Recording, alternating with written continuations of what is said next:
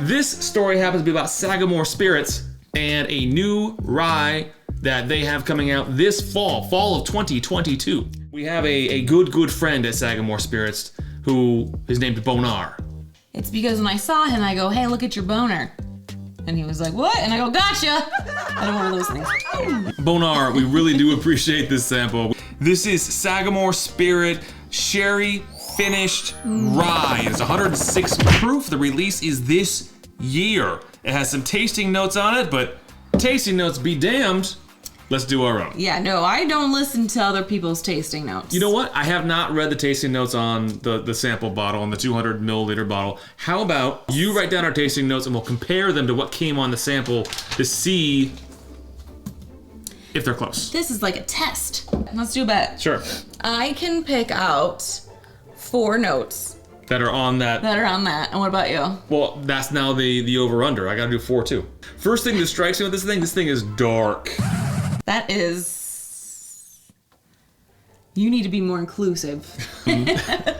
This whiskey is not the lightest whiskey I've ever seen.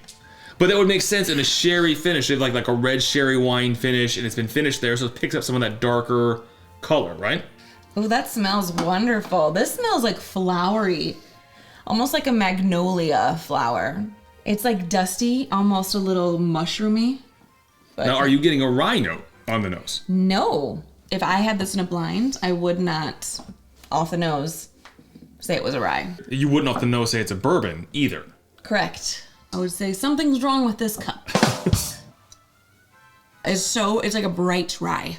It just like blooms brightness. Mapley hazelnutty kind of a rye. There's something earthy, tobacco-y there. Okay. I am loving the taste on this. Oh, it's Because- really, really good. So sometimes with like a sherry, it's a little too drying, I feel. And it's really sweet when it's like a sherry.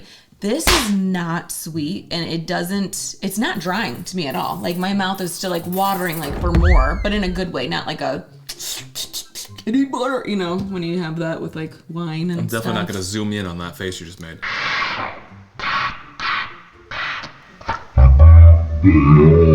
Don't do it. But I haven't shaved my mustache in a couple days. I know, it glistens in the sun. The more I sip on this, the more that sherry comes through. Like, you know how when you eat a grapefruit, you get that bitter twang at the end? What is this, bitter molasses maybe? Oh, that's it. Right now, molasses for me too. I was about to say it right when you said it. Like literally, I'm sitting here and I'm like, what is that sort of earthy, tree sappy? Yeah. It's molasses. Yeah. And I hate molasses. But this is pretty dang good. This is really good. When I think molasses, I also think gingerbread cookies, but I'm not getting that gingery from it. I love how kind of earthy this is. Yes. Maybe it is more like a fall drink, but I could see myself banging this out in the summer. Like, I can see you banging this too. I'm in my little kiddie pool, and I'm like, you know what? I don't want to drink crappy stuff today. You know, like a margarita, although I love margaritas. And I hate molasses.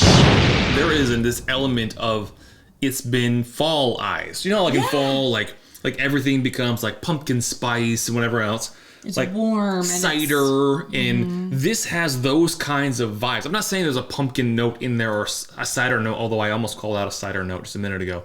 It's got this fall-y vibe to it. Yeah, it's like, how do you want to say? Everything's dying, okay?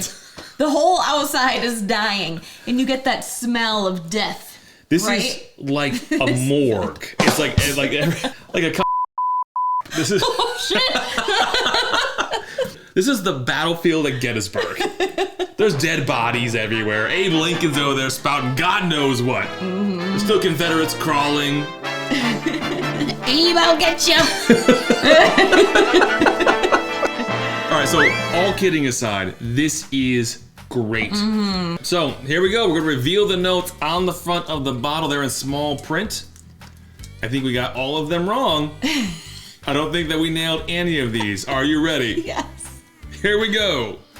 Velvety notes of toasted almond, dried fig, raisins, dates, I think this is where we were going with earthy. We just didn't nail it. Maybe. Raisin, dates. I think our molasses was this. Honey, toffee, candied orange peel, jam, soft spice, and hints of cocoa. I don't think we got a single note right. No. Nope.